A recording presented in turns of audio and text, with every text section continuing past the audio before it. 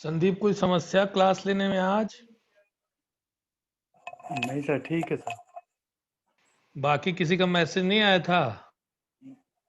Sir CC से तो बात हुई है, बोल रहे हैं कनेक्ट कराएंगे। ठीक ठीक। ठीक।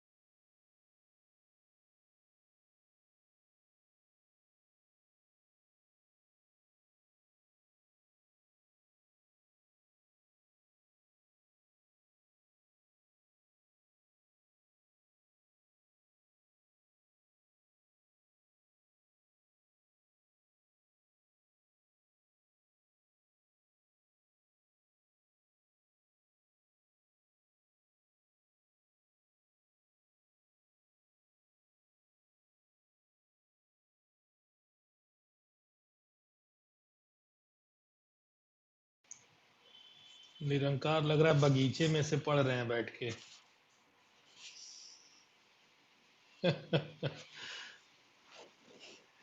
ऑनलाइन का यही फायदा है, आप प्रकृति की गोद में बैठ के पढ़ सकते हैं।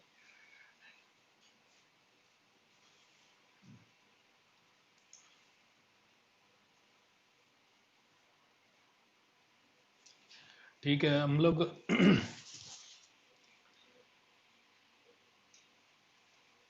हमारा जो दो फोकस था पिछली क्लासेस में, उसमें एक थियरीज हम लोग देख चुके हैं।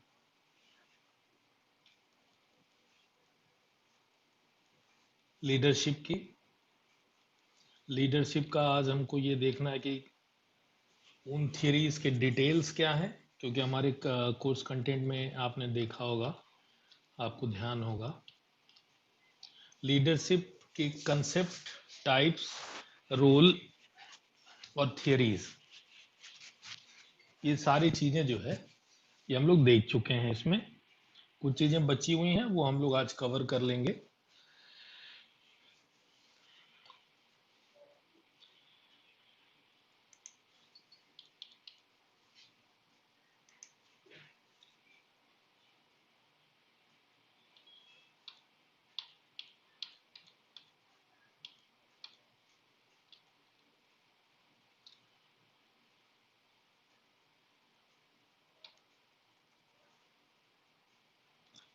ट्रेड थियरी हम लोग देख रहे थे, और ट्रेड थियरी में हम लोगों ने देखा था ये ग्रेट मैन जो इसका अप्रोच है उसी पर ये आधारित है।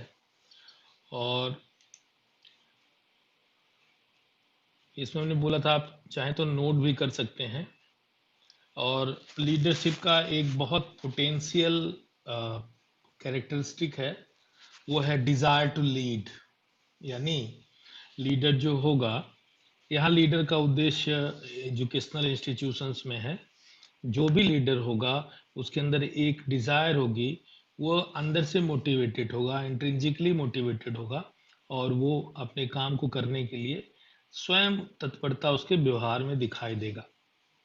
वह तत्पर और तभी हो पाएगा जब उसके खुद के अंदर आत्मविश्वास हो। ठीक है।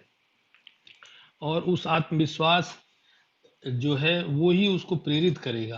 क्योंकि आत्मविश्वास, पिछली बार मैंने आपसे पूछा भी था, आत्मविश्वास कब आता है व्यक्ति को, तो आप में से ही किसी ने बताया था कि जब हम कोई काम कर लेते हैं और उसको सफलता हमको मिलती है तो उससे हमारे भीतर आत्मविश्वास आता है। ठीक है। और जो ट्रेड का अर्थ है जो गुण है, जो भी जॉब है, वो उन जॉब रिलेवेंट नॉलेज जो है उसके पास पर्याप्त मात्रा में है। यानी leader is one who knows the way, goes the way and then shows the way. ठीक है। और इसको देखिए लिखा गया, this theory is commonly used in military services. ठीक है। तो और इसके एग्जाम्पल भी मैंने आपको बताए थे। जीडीज होते हैं, लोगों को एक ग्रुप में बिठा दिया जाता है, कोई टॉपिक दे दिया जाता है और उसमें लोगों को अपने विचार रखने को बोले जाते हैं। ठीक है, तार्किक तरीके से। तो उसमें मान लीजिए कोई डम व्यक्ति है, मान लीजिए वो फिजिकली बहुत स्ट्रांग है, ठीक, लेकिन उसको सेना में लेफ्टिनेंट, मेजर या इस तरह का कोई पद दिया जाना है, तो फिजिकली केवल स्ट्रांग होना ही उसका एक क्राइटेरिया नहीं हो सकता। उसको मेंटली भी स्ट्रांग होना चाहिए। और इसकी परीक्षा तभी हो पाएगी जब वो ग्रुप डिस्कशन में बैठे, कोई टॉपिक उनकी तरफ उछाला जाए और वो उस टॉपिक के ऊपर अपने अपने राय रखें और उनको प्रॉपरली क्लोजली वॉच किया जाए। ठीक है। और लेफ्ट साइड में आप देख रहे हैं कि उनके जो ट्रेड्स हैं उनके अंदर कुछ क्वालिटी जैसे ऑनेस्टी, इंटीग्रिटी, ये पिछले हम लोगों ने बात किया था, इंटीग्रिटी एक बंच, एक गुच्छे के रूप में है। और ये लीडरशिप का एक बहुत ही महत्वपूर्ण पार्ट है। और उसमें सबसे नीचे जो बेस है उस गुच्छे का, वो कैरेक्टर है। ठीक है।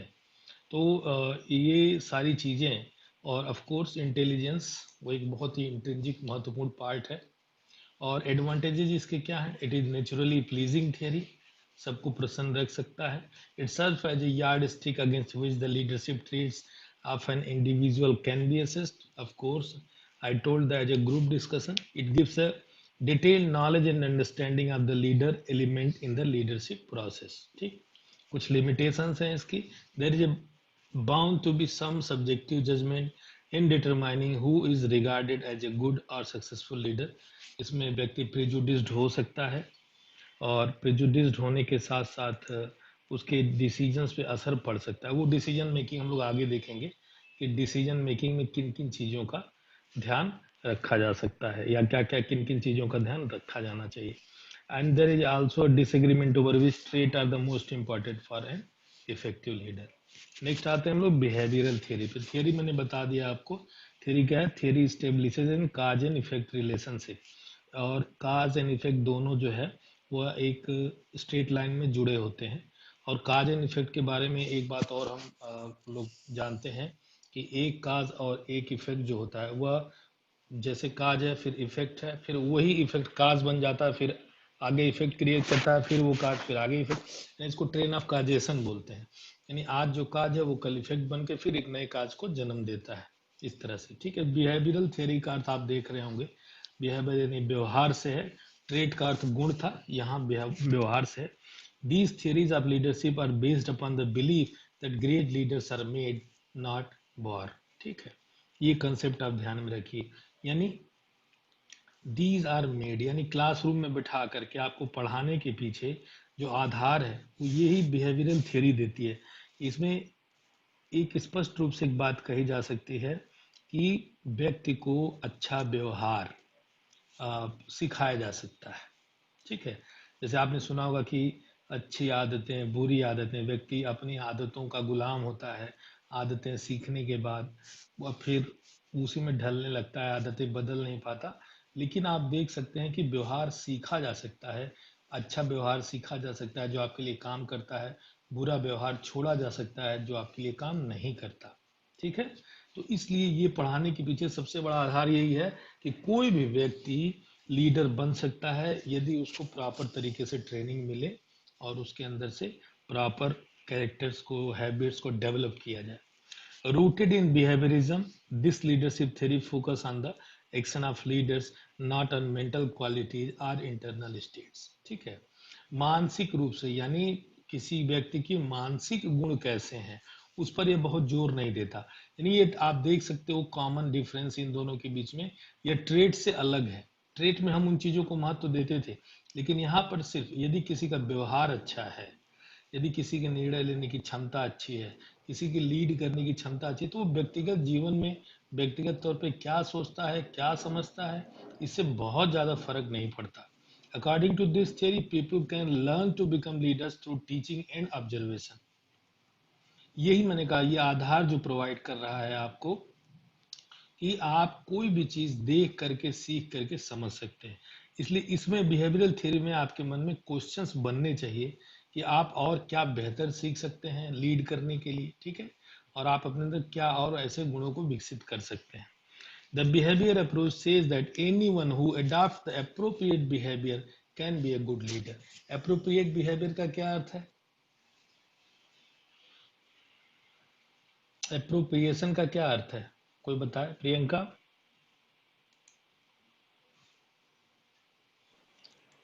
बताओ एप्रोप्रिएट का अर्थ।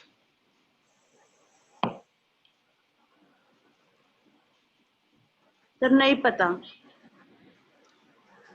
संदीप।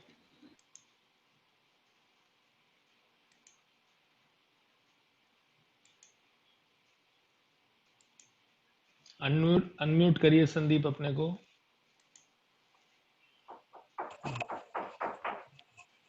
सर बिल्कुल सही बिहेवियर, मतलब सही आदत जो होती है। ठीक है, और कौन है?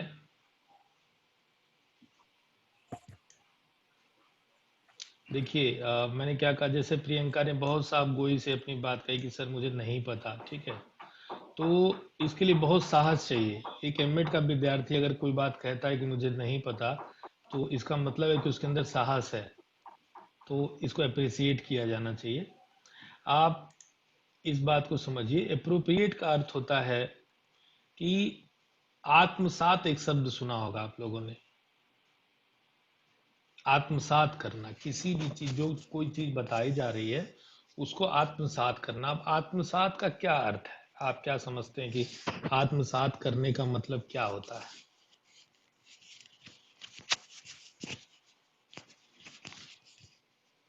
जब व्यक्ति कोई बिहेवियर आत्मसात करता है, इसका मतलब वह फिर उन चीजों को भूलता नहीं है, वह उसके व्यवहार में परिलक्षित होती है।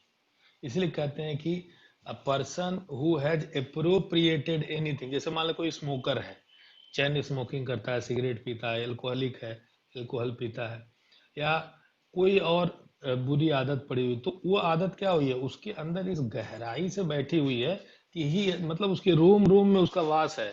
मतलब जब भी वह व्यवहार करेगा तो वह चीज उसके व्यवहार में परिलक्षित होगी, इस कदर उसके भीतर बैठी, भीतर बैठी, तो मतलब का ये है, साइकोलॉजिकली अगर इसको समझने का प्रयास करें तो इसका मतलब होता है कि इन हिज माइंड ही has made that kind of sales which has made a pattern, and when these patterns are fired the person behaves in a particular way।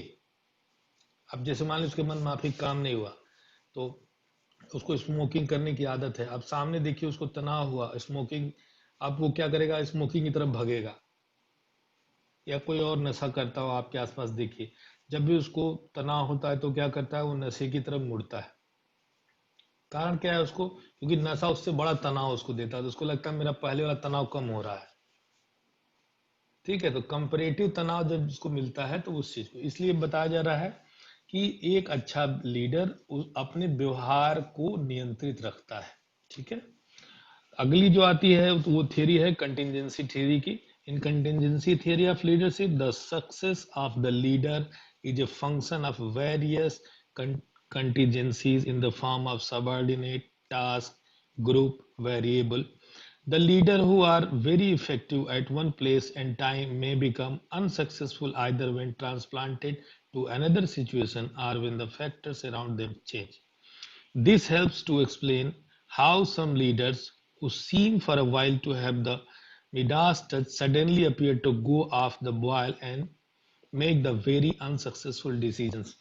अभी अभी हम इसके जस्ट बाद हम लोग डिसीजन मेकिंग पढ़ेंगे, डिसीजन के मॉडल्स पढ़ेंगे, उसमें ये कंटिजेंसी थ्योरी और डिटेल में उभर करके आएगी कि कोई भी व्यक्ति है वह अपने व्यवहार को लेकर के, ठीक है, यानी एक पर्टिकुलर सिचुएशन में जब वो व्यक्ति कोई व्यवहार करता है तो वो उस व्यवहार में इस कदर घुल मिल जाता है कि वह उसके जीवन का हिस्सा बन जाती है।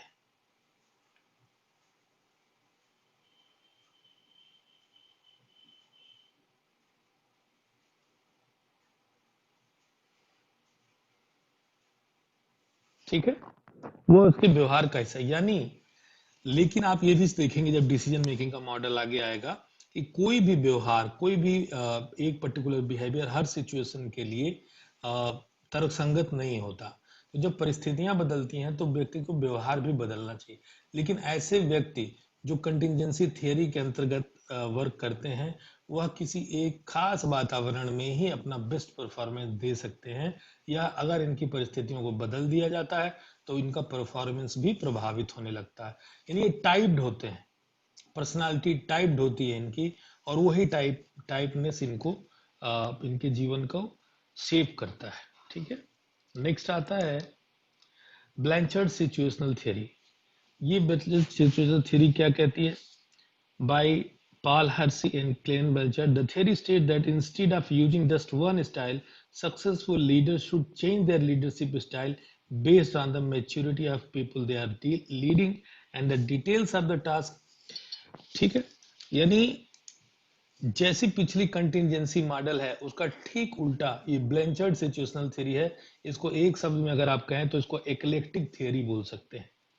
एक्लेक्टिक थ्योरी का मतलब है वो सारे अप्रोच लीडर अपनाता है, उन सारे तरीकों को वह जानता है जिससे कि एक सक्सेसफुली अपने एम को अचीव किया जा सके।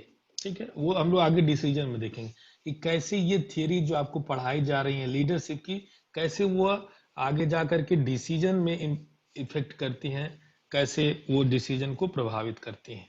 ठीक है, नेक्स्ट थिंग आता है जो हमें स्टडी करना है वो है डिसीजन मेकिंग। डिसीजन मेकिंग के बारे में एक बहुत स्पष्ट चीज आप समझ लीजिए कि निर्णय लेने के लिए, डिसीजन मेकिंग का अर्थ हुआ निर्णय लेने की क्षमता। ठीक है, निर्णय लेना, तो निर्णय लेना कब संभव है? जब आपके पास एक से अधिक विकल्प मौजूद हों। ठीक है, तभी आप लाइफ में निर्णय ले सकते हैं। अगर मान लीजिए आपके पास केवल एक ही विकल्प मौजूद है तब भी आप क्या निर्णय ले सकते हैं? बताइए संदीप।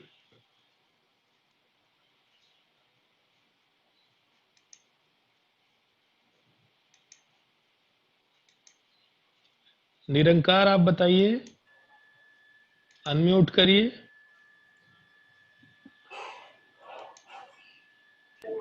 सर जी अगर सर। विल पावर, अगर सिर्फ एक आपके पास ऑप्शन है तो क्या वहां निर्णय संभव है? यस जी सर, नहीं अगर सर। सर अगर दृढ़ इच्छा रहे तो संभव है। क्या रहे? सर अगर विल पावर अगर होती है तो जी वहां संभव है सर। अरे जब एक ही ऑप्शन है, ठीक है। जैसे गब्बर ने ठाकुर से कहा ये हाथ मुझे दे दे, तो वहां ठाकुर के पास ऑप्शन था क्या? नहीं सर, वहाँ नहीं। वही मैं कह रहा हूँ, वहां ठाकुर के पास कोई ऑप्शन नहीं था।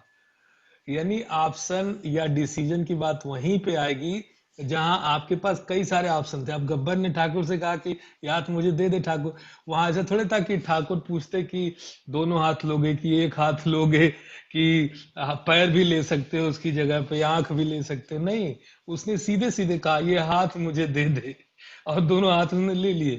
ठीक है, जोक्स अपार्ट, ये तो हंसी की बात है, लेकिन डिसीजन आप देखिए लाइफ में, ठीक है, चुनाव वहीं पे संभव हो पाता है जहां पर आपके पास विकल्प मौजूद हो। आपने बहुविकल्पी प्रश्न किए हैं लाइफ में, एक क्वेश्चन चार आंसर वाले क्वेश्चन, अभी सब लोग वही करते आते हैं, ठीक है। लेकिन आपने देखा होगा कि कुछ प्रश्न ऐसे आते हैं जिनमें विकल्प नहीं होता, ठीक है। तो जिसमें विकल्प नहीं होता है वहां पर क्या होता है, जो होशियार बच्चे होते हैं वो वही चीज लिख के आते हैं जो उन्होंने तैयार किया है, उनके पास भी कोई विकल्प नहीं होता, ठीक है।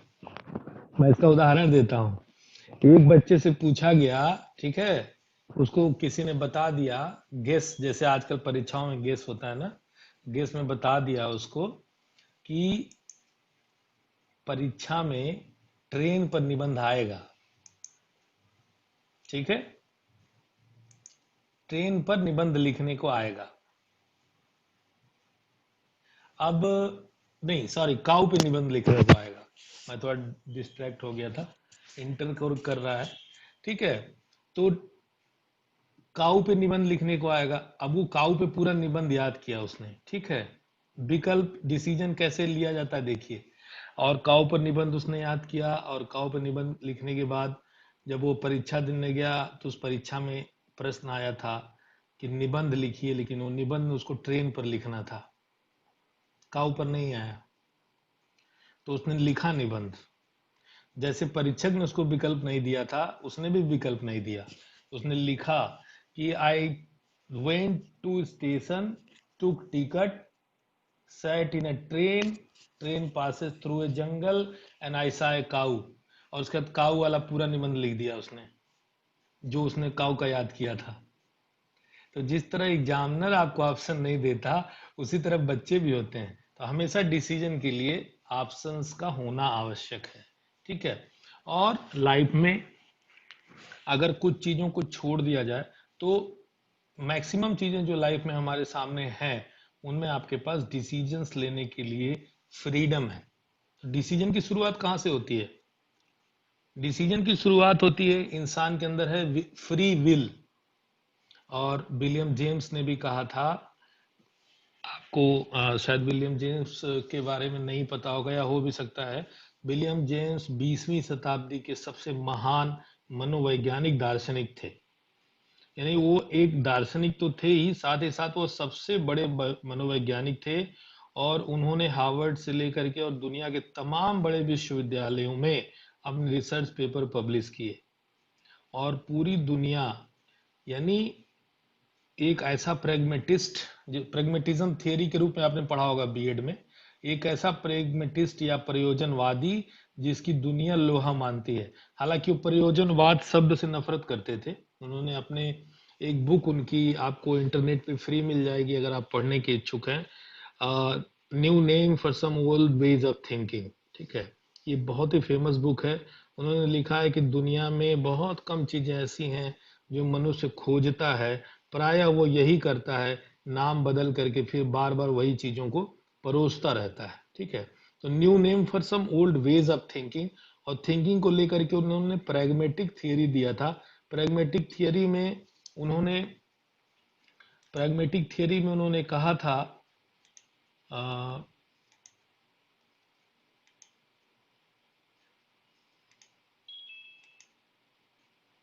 ये कौन है जो बार बार आ रहा है जा रहा है, आ रहा है जा रहा है, ठीक है।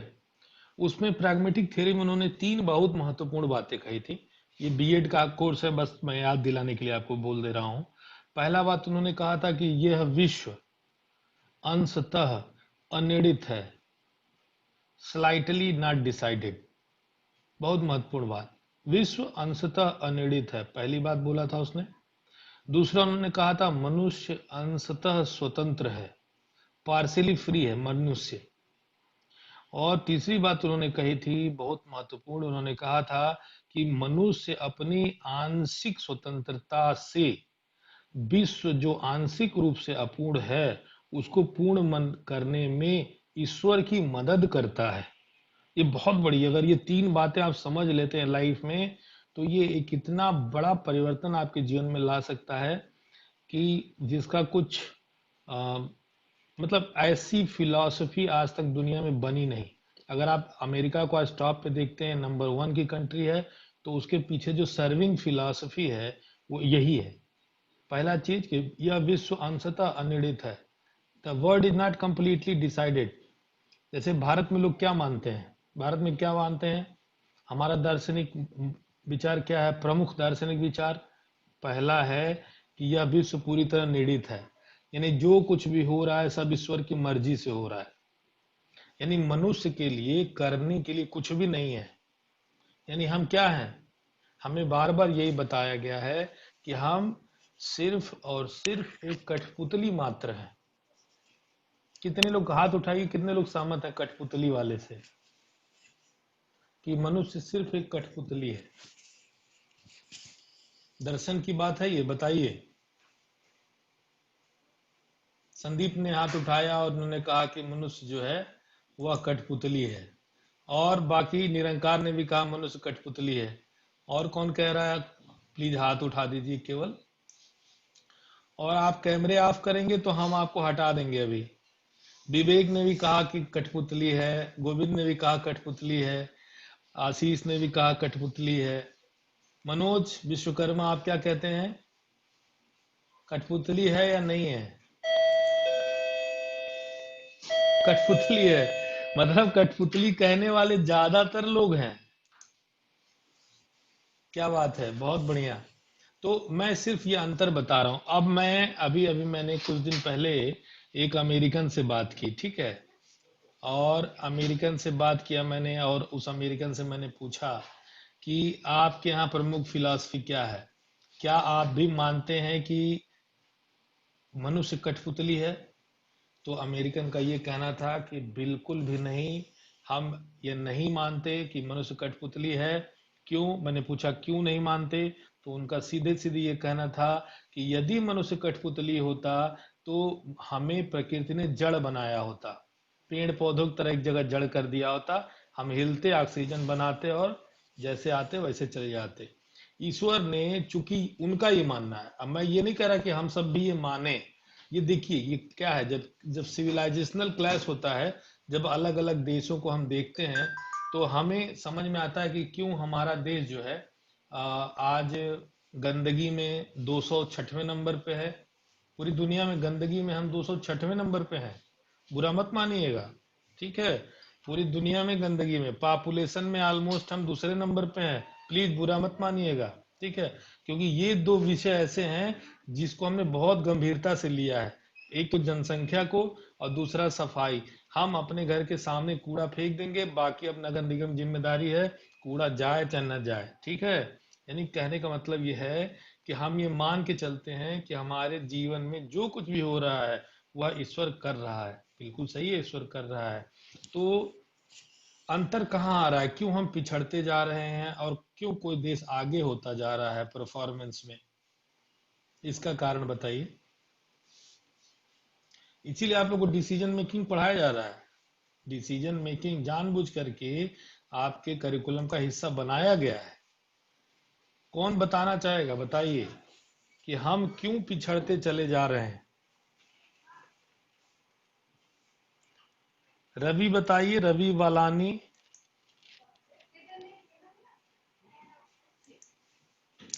रवि वालानी है,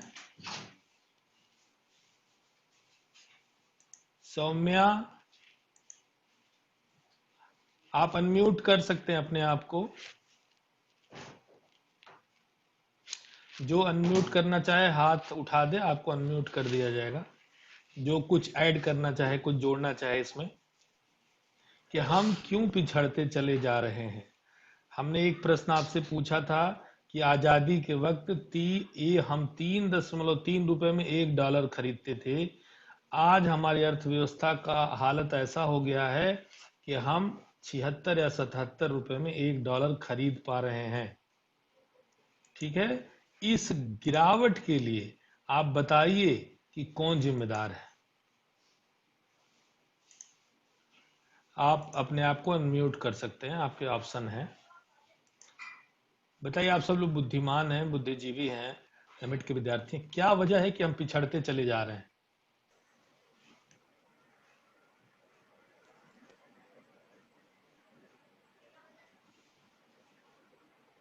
ये ओपन मंच है, ओपन फोरम है, आप अपनी बात कह सकते हैं। विवेक बताओ।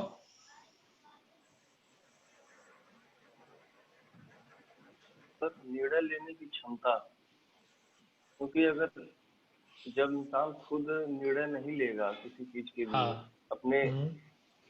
तो सर वो आगे नहीं बढ़ेगा। तो जैसे आपने कहा कठपुतली, हाँ। कठपुतली वाली बात, तो हाँ, सर कठपुतली जब है ही तो फिर कहाँ से हम आगे बढ़ पाएंगे। तो हमको ये मानने पर कौन विवश कर रहा है कि हम कठपुतली हैं।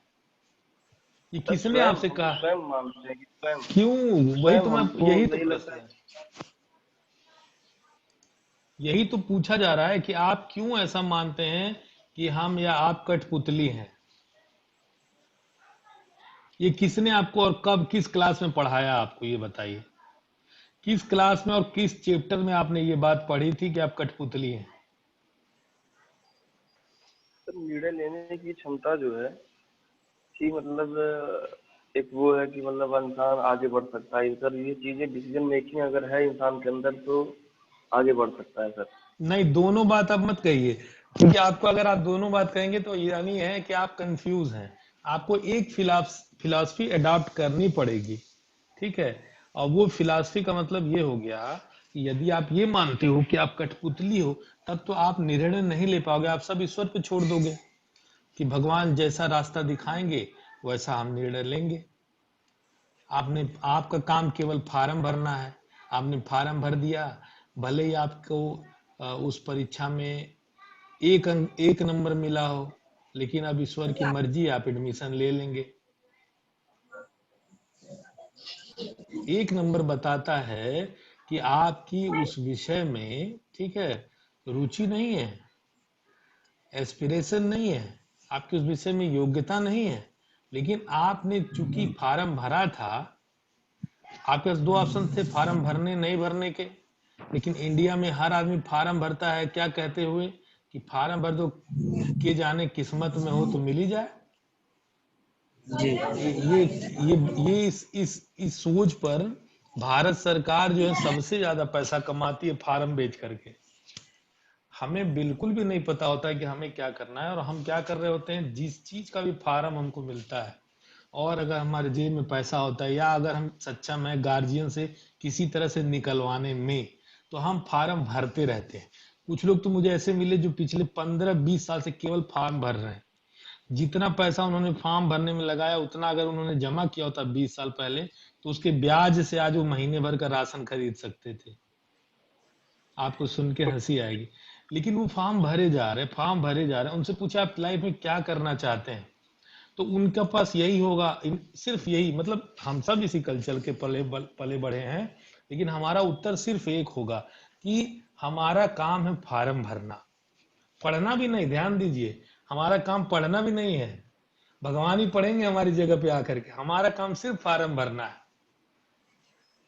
ठीक है, तो हम केवल फार्म भरने में फ्री हैं। यानी एक जगह हम डिसीजन लेने में नहीं चूकते हैं।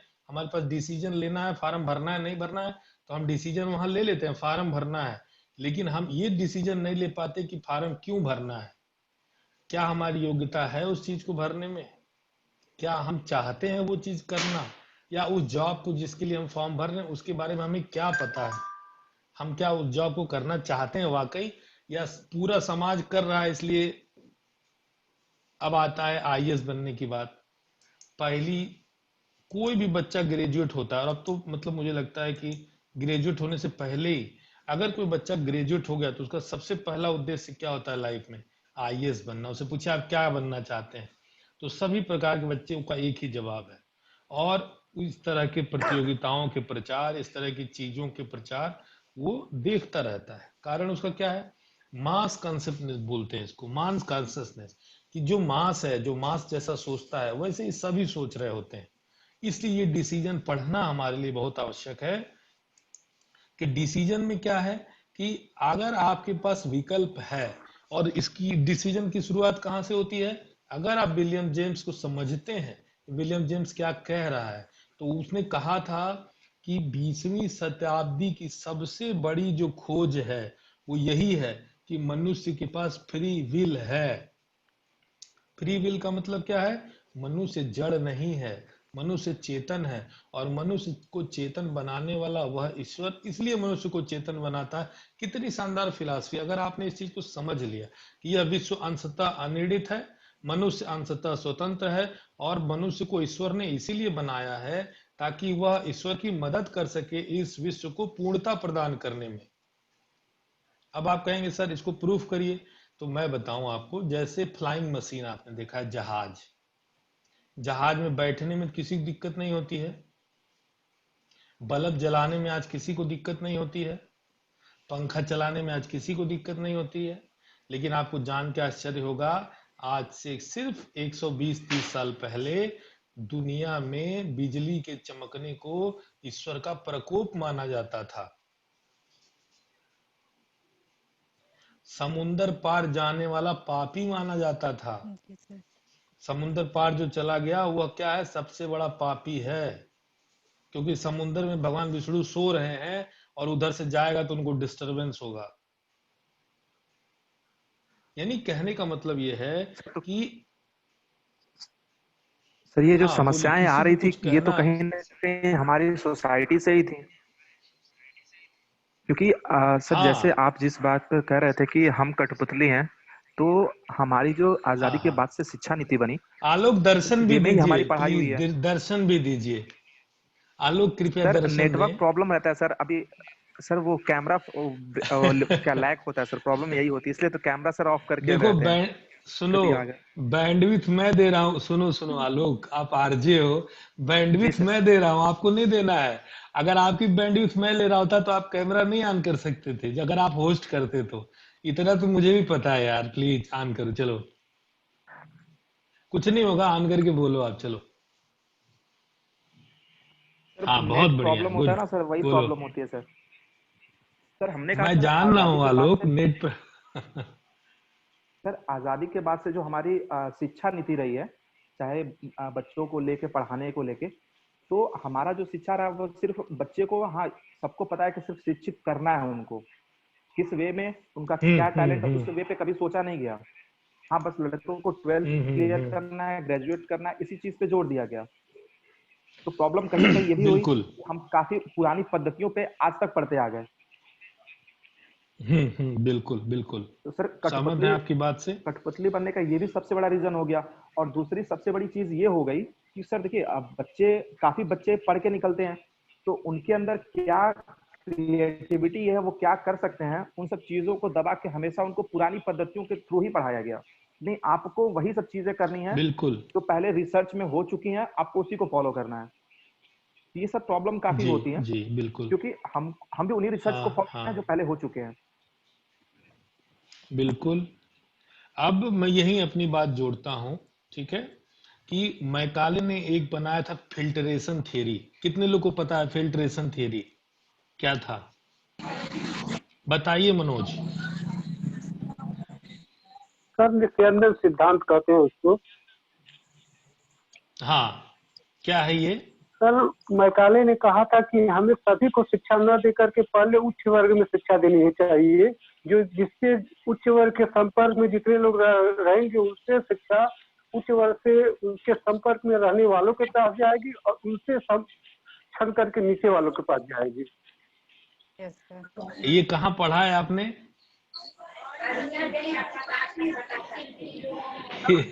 ये ये जो ज्ञान आपने लिया है, आपको मैं बता दूं, आपको जान के शायद दुख होगा, यह ज्ञान आपका जो है वो गाइड का ज्ञान है। इसीलिए मैं हमेशा कहता हूँ, कौन सी गाइड पढ़े थे बीएड में? सब नाम नहीं पता।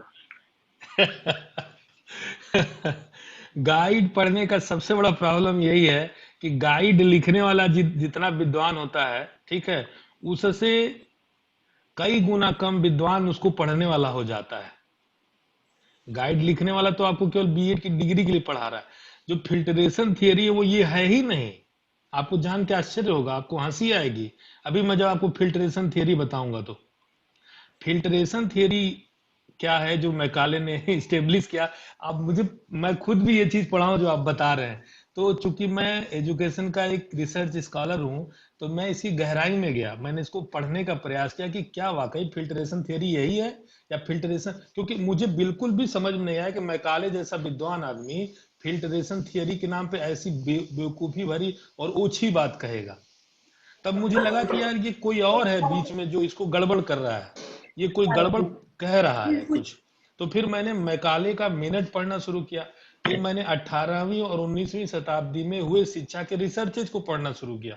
मुझे जानकर इतना आश्चर्य हुआ कि आजकल के बच्चों को कितना गलत, सोचिए टीचर ट्रेनर को, ये टीचर जब पढ़ करके ये चीज जाएगा तो उसके दिमाग में तो यही रहेगा ना कि मैकाले ने कहा कि सिर्फ ऊंचे वालों को शिक्षा दी जाए। ऊंचे वाले माने ऊंची जाति के लोगों को, इसका मतलब यही हुआ ना जी सर। कि ऊंची जाति के लोगों को। अब देखिए कितनी चालाकी से इतिहास के साथ छेड़छाड़ किया जा रहा है। अब जो बात मैं आपसे कहूंगा वह बात मैं अपने मुंह से नहीं कहूंगा, ब्रिटिश सोर्स के आधार पर कहूंगा, जो ब्रिटिशर्स ने खुद अपने सोर्स दिया है। सोर्स नंबर 1, मैकाले ने ये बात इसलिए कही थी 1822 में। मुनरो का मैं रिसर्च आपको पढ़ने को बहुत बार बोलता हूं। मुनरो ने जो रिसर्च कराया था उसमें जो एक बिल्बर फोर्स करके एक अधिकारी था, उसने कहा था कि भारतीयों का हाथ कला, साहित्य और ला, कला, साहित्य और विधि, इन 3 चीजों में हिंदुस्तानियों का हाथ कोई नहीं पकड़ सकता। ये इतना इतना क्लासिक, इतना आगे के स्तर तक ये इसमें काम कर चुके हैं। तो क्या किया जाए इनको क्या किया जाए कि जो मॉडर्न साइंसेज है, जो बेकोनियन फिलॉसफी है, जो नया विज्ञान पिछले 200-300 सालों में खोजा गया है, उसको पढ़ाया जाए। उसमें ये इंफीरियर है। इंफीरियर इसलिए हैं क्योंकि इससे पहले मुगलों का शासन था, अब मुगलों से पहले सल्तनत काल का शासन था। तो जो यूरोप में रेनेसा हुआ पुनर्जागरण, उसका जरा सा भी असर भारत में नहीं आया। तो अब हम क्या करते हैं कि जब हम इथिक्स, लॉ और इस तरह की बातें, नैतिकता की बातें जब भारतीयों से करते हैं तो हम उनके मुकाबले कहीं ठहरते ही नहीं हैं, हम पीछे छूट जाते हैं। तो मैकाले ने ये कहा कि हम क्या करेंगे, सबसे पहले हम लोगों को फिल्टरेशन देंगे। फिल्टरेशन क्या होगा? छननी। यानी छननी में हम क्या करेंगे, क्या चीज छानेंगे? हम वहां छानेंगे वह विद्यार्थी सबसे अच्छा माना जाएगा जो गणित पढ़ेगा, यानी गणित विज्ञान, फिजिक्स, ये सब मॉडर्न साइंसेज हैं, रेनेसा के बाद आया है। जो है गणित और विज्ञान पढ़ेगा वह विद्यार्थी सबसे ऊंचा माना जाएगा। ध्यान दीजिएगा, हमारे कल्चर में जो चीज फेमस है, उससे जो नीचे आएगा, उससे जो नीचे आएगा वो जीव विज्ञान पढ़ेगा। यानी जो भौतिक विज्ञान या गणित पढ़ेगा सबसे टॉप पर, जीव विज्ञान पढ़ेगा उससे नीचे, और कॉमर्स पढ़ेगा उससे नीचे, कॉमर्स के बाद जो आर्ट पढ़ेगा वो सबसे नीचे। कनेक्ट करिए, ये बात आपने सुनी है, हमारे लाइफ में प्रीवेलेंट है। बातचीत में हम किसको महत्व देते हैं? बिल्कुल सर, भले ये ही वो चीजें तो आज बच्चा भी हमारी फिजिक्स का सोसाइटी में है, चलती हैं। आज भी हम क्यों बार बार मैकाले को कहते हैं कि मैकाले ने जो किया वो आज भी हमें प्रभावित करता है? हम ये बात क्यों कहते हैं? यही अब देखिए, किसी ने बीच में, जैसे मनोज ने बताया हमको, मनोज गलत नहीं कह रहे हैं, मनोज ने जो पढ़ा है वही मैंने भी पढ़ा है। और मैं जो अभी बातें आपको कह रहा हूं, मैं वो उसका सोर्स बता देता हूं कि ब्रिटिशर जब यहाँ पे आए थे, आप इसको ब्रिटिश म्यूजियम के इंडिया ऑफिस लाइब्रेरी के वेबसाइट पे जा करके, जिस डॉक्यूमेंट बिल्बर फोर्स के चिट्ठी की बात मैं कर रहा हूं, जिसके आधार पे मैंने खुद ये चीज जाना, मैं जान के आश्चर्यचकित रह गया कि पूरे भारत का बहुत ज्यादा पैसा यह पढ़ने में खर्चा किया गया या पढ़ाने में खर्चा किया गया कि मैकाले ने सिद्धांत बनाया था, पहले ऊंची जातियों को शिक्षा दो, फिर नीची जातियों को शिक्षा। ये फिल्टरेशन थियरी है ही नहीं। उसने फिल्टरेशन थियरी जो बनाई थी वो ये है कि सबसे अच्छा विद्यार्थी वह माना जाएगा जो फिजिक्स का पढ़ेगा। विडंबना देखिए, और आज भी हम और आप सब इस हीन भावना से शिकार हैं। जो आपसे पूछता है, मान ली कोई कोई फिजिक्स का विद्यार्थी है, ठीक है, अभिषेक हमसे जुड़े हुए हैं। अभिषेक प्रकट होइए, दर्शन दीजिए अभिषेक। अभिषेक आप फिजिक्स के विद्यार्थी हैं, आप मेरी बात से सहमत हैं? क्या आपको इस बात के लिए प्रशंसा मिली है लाइफ में कि आपने फिजिक्स पढ़ा है? हाँ सर, प्रशंसा तो मिली है, लेकिन मतलब उसको प्रोत्साहन भी मिला है? मैं सर मिला है, काफी मिला है, लेकिन मेरे सर मिला है, अगर पर्सनल लेकिन व्यू क्या, देखिए हाँ, सर, लेकिन क्या पर्सनल व्यू उसको में सक्सेस में मैं आप कन्वर्ट कर पाए हैं? नहीं सर, बहुत सक्सेस में कन्वर्ट नहीं हुआ। सक्सेस में कन्वर्ट नहीं हुआ, यानी क्या हुआ कि अगर, जस्ट मेरे इसी प्रश्न पे आप लोग ध्यान दीजिए कि हम, क्या हो रहा है, हम रास्तों से इतना ज्यादा ऑब्सेस्ड हो जा रहे हैं। मैकाले ने हमें क्या सिखाया? मैकाले ने हमें सिखाया कि अब तुम लोग मंजिल पर ध्यान मत दो, यानी कौन, आखिर आपको पता होगा कि सभी काम करने के बाद आपको धन उपार्जन करना है, पैसे कमाने हैं। अगर आप फिजिक्स कमा पढ़ करके महीने में 10,000 रुपया 20,000 रुपया कमाते हैं, और मैं आर्ट पढ़ के महीने में 1 लाख रुपया कमाता हूं, तो किसकी प्रोडक्टिविटी ज्यादा हुई? आर्ट्स वाले तो जो 1 लाख जो कमा 1 रहा लाख है, कमाएगा, 1 लाख कमा रहा बिल्कुल है। सर। कि 20,000 वाले का? नहीं सर, 1 लाख का नहीं नहीं। सर, 20,000 वाला सरकार को टैक्स देगा कि 1 लाख रुपया महीना कमाने वाला सरकार को टैक्स देगा? 1 लाख वाला देगा सर। 1 लाख। सरकार की उन्नति में किसका योगदान होगा, 1 लाख वाले का कि 20,000 वाले का? 1 लाख वाले का। हम क्यों 20,000 वाला बनने पे तुले हुए हैं? क्योंकि दादा कहे सरसों ला देना, सरसों ही ला देंगे, हम कुछ और ला देंगे ही नहीं। मैकाले हमारे दादा थे कि जो कह गए थे वही हम करेंगे। सर उसी अगर चीज को तो हम कह मैकाले रहे हैं को सर, हम आज भी सोसाइटी में अपने हमारे हम दादा, लोगों के साथ भी ये चीजें हुई हैं। जब हम लोग आर्ट सबके स्ट्रीम में साथ आ हुई रहे थे तो है, काफी चीजें। आलोक सबके साथ हुई है। अभिषेक भी देख लो, अभिषेक भी आज अपने टैलेंट को अपने सक्सेस में कन्वर्ट नहीं कर पाए। नहीं सर। अभिषेक एक्सेप्ट कर रहे हैं, सक्सेस में नहीं कन्वर्ट। इसका कौन जिम्मेदार है? अगर आप देखिए, आप स्टीव जॉब्स ने क्या कहा था कि आप फ्यूचर के डॉट्स नहीं कनेक्ट कर सकते, लेकिन आप पास्ट के डॉट्स कनेक्ट कर सकते हो। तो अगर आप पास्ट में अपने जाओ, पास्ट में आप झांको, पास्ट में आपने क्या किया, उन डॉट्स को कनेक्ट करने की कोशिश करो, और दिमाग में जरा सोचो कि आपसे गलती कहाँ पे हुई है। कहीं ऐसा तो नहीं कि आप रास्तों से बहुत ज्यादा मोहब्बत कर बैठे, मंजिल को आप भूल गए, मंजिल आपसे दिमाग से निकल गई। आपको ये नहीं समझ में आया कि मुझे मंजिल पे ध्यान देना है, मुझे सक्सेस पे ध्यान देना है, मुझे क्यों विज्ञान पढ़ के ही सक्सेसफुल होना है? कौन सा मुझे राष्ट्रपति पुरस्कार मिल गया विज्ञान पढ़ के? अभी मैं बता दूं, अपने ही शिक्षा परिषद के एक बड़े व्यक्ति से मैं बात कर रहा था, उन्होंने ये बताया, उन्होंने बताया कि सर जब मैं पढ़ रहा था तो मेरा 2 जगह एडमिशन हुआ। एक मेरा एडमिशन हुआ था एमएससी फिजिक्स में, और दूसरा मेरा एडमिशन हुआ साइकोलॉजी में।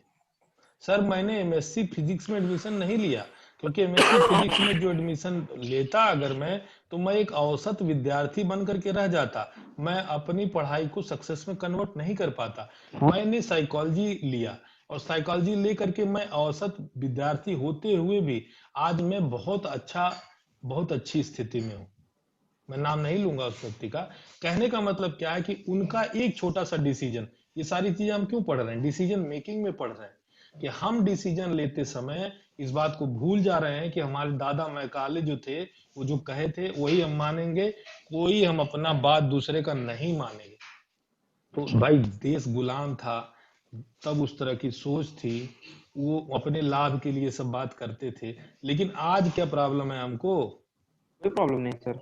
दूसरी बात मैं आपसे बताता हूं, कोई भी विकसित देश उसका जीडीपी उठाकर देख लीजिए, और एजुकेशन का एलोकेशन उठा के देख लीजिए, यानी शिक्षा में जो देश डिसाइड करता है कि वो व्यय करेगा, ठीक है, बहुत गंभीरता से इस बात को समझिएगा आप लोग लकी हैं कि ये चीजें मैं आपसे डिस्कस कर रहा हूं। अगर आप समझ गए, एक व्यक्ति भी अगर आप में से समझ गया, तो वो सैकड़ों लोगों को समझा सकता है। ये छोटी सी बात, सिर्फ एक बात, कि हम अपनी जीडीपी का सारा पैसा केवल एजुकेशन पे खर्चा कर रहे हैं, शिक्षा पे खर्चा कर रहे हैं। हम गाइडेंस और काउंसलिंग पे 1 रुपया भी नहीं खर्चा कर रहे हैं। या जो गवर्नमेंट की एजेंसीज हैं गाइडेंस और काउंसलिंग की, वो फेलियर हैं। जैसे कि गवर्नमेंट स्कूल उतने प्रोडक्टिव नहीं है। कहने का मतलब क्या है, हमारा सारा का सारा फोकस, अब देखिए इसमें भी चालाकी है, इसमें भी हमें लगातार नुकसान पहुंचाया जा रहा है। आज हमारा देश है, अपना देश है, अपने लोग शासन कर रहे हैं, इन लोग को तो ये बात सोचनी चाहिए, लेकिन नहीं समझ पा रहे हैं। मैं बताऊं आपको, मनुष्य के दिमाग में 6 फैकल्टीज होती हैं, 6 फैकल्टीज, ठीक है। 5 फैकल्टी को एक तरफ कर दीजिए, एक फैकल्टी एक तरफ कर दीजिए। एक फैकल्टी जिसको अभी हम पढ़ाई के माध्यम से ट्रेन करते हैं, वो है परसेप्शन, ठीक है।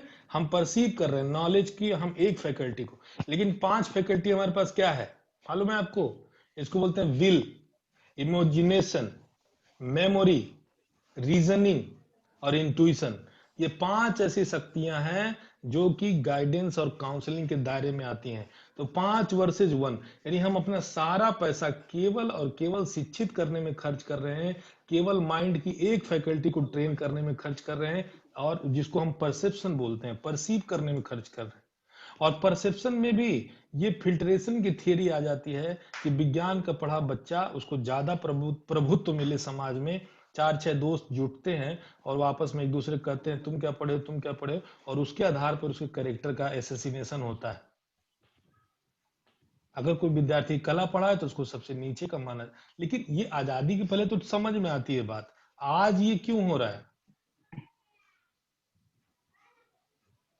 नाउ अभी सर आती है उसी कल्चर बात, को तो हम अपने सर पे लेके ढो रहे हैं। बस 2020 से जो नई शिक्षा पद्धति आई है, आपको मैं बता दूं, उस पे अब आने वाले, मैं क्यों कहता हूं बार बार कि आप लोग नया पाठ्यक्रम पढ़ रहे हैं, आप लोग बहुत लकी हैं। अगर आप लोग स्मार्ट हुए, थोड़े से भी स्मार्ट हुए, तो आप इस चीज को अपने सक्सेस में कन्वर्ट कर पाएंगे। आज जो आप पढ़ाई कर रहे हैं, इसको सक्सेस में बदल पाएंगे, यानी मनी में कन्वर्ट कर पाएंगे। मैं यहां सिर्फ फोकस, रास्ते से उलझ के मत रहिए, मनी में आप कन्वर्ट कर पाएंगे। कैसे?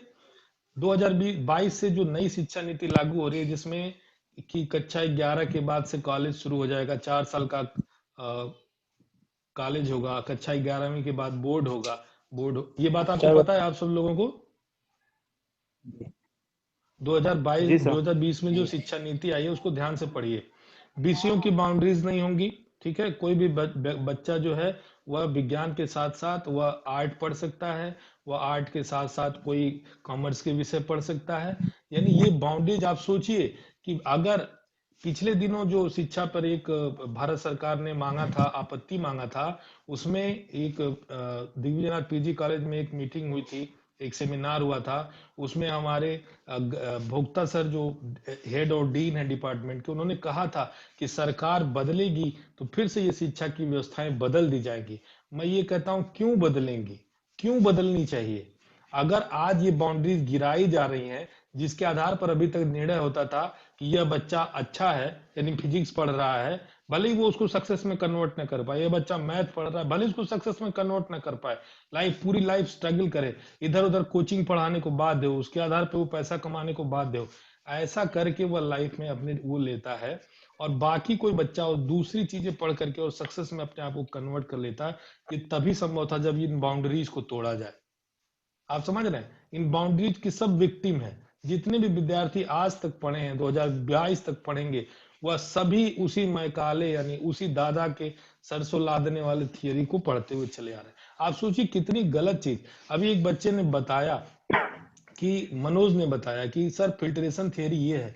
कितनी हास्यास्पद बात है, कितनी गलत चीज उसने पढ़ी थी, और पूरे जीवन भर वह इसी मानसिकता में रहा होगा, या वो सोच रहा होगा कि बहुत बड़ा धोखा हुआ है और केवल ऊंची जातियों को इसमें ध्यान रखा गया है, या उसके दिमाग में और इस तरह का एक नैरेटिव या समाज में इस तरह के बातचीत भी चल रही होगी। दूसरी जो सबसे बड़ी विवादास्पद बात है वो ये है कि शिक्षा केवल और केवल ऊंचे स्ट्रेटा यानी सोसाइटी के ऊंचे हिस्से को ही छूता था। मुनरो के रिसर्च में मैंने फिर आपसे कहा था कि मुनरो ने ये रिसर्च करके बताया था कि शिक्षा पूरे नीचे तक, यानी जिसको भी आप सोसाइटी में, पहले तो सोसाइटी का हिराकी मत समझिए, सोसाइटी एक सर्किल के रूप में देखिए, वो सबको एक साथ शिक्षा आच्छादित कर रही थी। ये मैं नहीं कह रहा, मैं कहूंगा तो आप कहेंगे कि ये संवाद है इसलिए ऐसा कह रहा है। या कोई और कहेगा तो ये कहेगा कि वो ओबीसी है इसलिए कह रहा है, कोई इसलिए कहेगा कि वो एससी एसटी है इसलिए कहेगा। ऐसी बात नहीं है। आप मुनरो के उस रिसर्च को उठा करके पढ़िए। मुनरो ने कहा है, दिखाया है उसमें। मुनरो तो हमारा रिश्तेदार नहीं था ना, मुनरो तो किसी जनरल ओबीसी एससी एसटी का नहीं था ना, वो तो अंग्रेज था, उसका अपना वो था। उसने सोचा कि शिक्षा में सुधार करने की आवश्यकता है।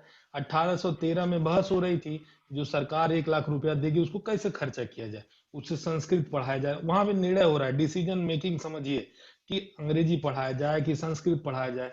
उसमें कुछ लोग थे, उन्होंने कहा कि सर संस्कृत पढ़ाया जाए। अंग्रेजों में ही 10 अंग्रेज थे, 5 कहते थे संस्कृत पढ़ाया जाए, 5 कहते थे अंग्रेजी पढ़ाया जाए। तो उसी में कुछ भारतीय होगा जो निकल कर के आए, जिन्होंने कहा कि नहीं नहीं अंग्रेजी पढ़ाया जाना चाहिए।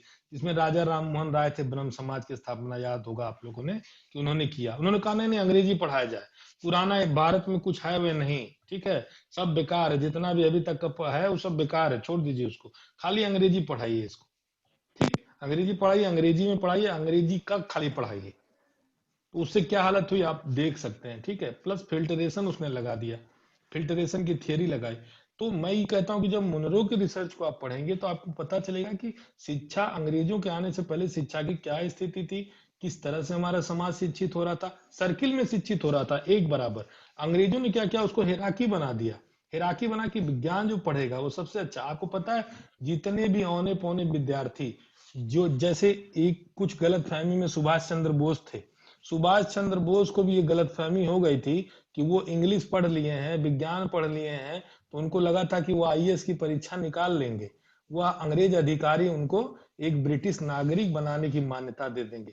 लेकिन जब उनकी गलतफहमी टूटती है, और वही नहीं, उस समय के तमाम लोग ऐसे थे जिनको ये गलतफहमी थी कि हम ब्रिटिश नागरिक हैं। गांधी जी को भी जब ट्रेन से उठा के नीचे फेंक दिया गया, तब उनको समझ में आया कि नहीं नहीं वो ब्रिटिश नागरिक नहीं है। नहीं तो ब्रिटिश नागरिक बन करके गए थे फर्स्ट क्लास डिब्बे में बैठने, तो वहां 4-6 अंग्रेज मिलकर उनको पहले झपड़िया है वहां पे, ठीक है, कहे कैसा है, तो कहे नहीं नहीं मैं भी ब्रिटिश नागरिक हूँ, इंग्लैंड में पढ़ा हूं मैं, टेम्पल एकेडमी में पढ़ के आया हूँ ला। तो कहे पहले इसको फेंको, उठाते नीचे फेंको इसको, पहले इसका दिमाग बहुत खराब हो गया है। तब उनको बड़ा गुस्सा आया, वो उनका वहां भ्रम टूटा। उसी तरह हर भारतीय जो भी थोड़ा थोड़ा पढ़ ले रहा था, साइंस पढ़ ले रहा था, विवेकानंद भी उसी में से थे, और विवेकानंद के साथ साथ और भी जितने लोग, जैसे आप देखेंगे जो उस समय टॉप क्लास के लोग थे, कुछ लोग को तो नोबेल प्राइज भी मिला है, ठीक है, सीवी रमन थे या इस तरह के लोग। इन सब लोगों ने, ये लोग कौन से थे, ये समाज का एक बहुत छोटा तबका था जो जिसकी आईक्यू 130-40 से ऊपर थी। आवश्यकता नहीं है कि आपकी आईक्यू 140 से ऊपर हो तभी आप केवल कोई विज्ञान या गणित विषय पढ़ सकते हैं। लेकिन देखिए कैसे सिस्टमेटिक तरीके से हमारे एजुकेशन के सिस्टम को रूइन किया गया, और हमको ये बताया गया, हमको आपस में बांट करके ये बताया गया कि तुम्हारे साथ भेदभाव किया जा रहा है। अब प्रॉब्लम क्या थी, जो हमारे पहले के स्कूल थे वो देखिए कैसे अंग्रेज डिसीजन लेता है। जो हमारे पहले के स्कूल थे उन सबकी मान्यता रद्द कर दी। आज आपको जान के आश्चर्य होगा, हार्वर्ड में 2 तरह की पढ़ाई होती है। हार्वर्ड दुनिया का टॉप यूनिवर्सिटी है ना, yes sir. Stanford top university है ना, ऑक्सफोर्ड टॉप यूनिवर्सिटी है ना, कैम्ब्रिज टॉप यूनिवर्सिटी है ना। इनमें 2 तरह की पढ़ाई होती है। एक वो पढ़ाई जो सर्टिफिकेट के लिए, यानी आपको कहीं नौकरी करनी है तो सर्टिफिकेट के लिए वो पैसा लेते हैं, सर्टिफिकेट लेना हो अगर तो आपको पैसा देना पड़ेगा, उसी कोर्स को आप सर्टिफिकेट मिलेगा।